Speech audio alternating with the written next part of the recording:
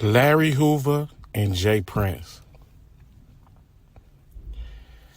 If you know Jay Prince,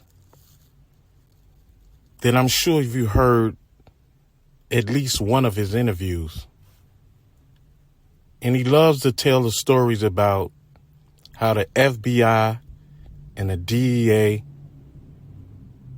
were always out to try to get him, to try to destroy him. They followed him. They tried to plant things on him.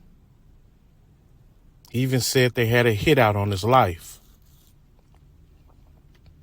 And Larry Hoover was facing a large amount of time behind bars. Now, here's the question that I kept asking myself. Now, if the DEA and the feds have you under investigation and they have a hit out on you, why would you want to go visit Larry Hoover? I mean,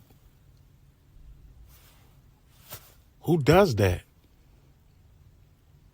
And the first time you see Larry Hoover, the first time you meet him, the first time you lay eyes on him, you're wearing a wire.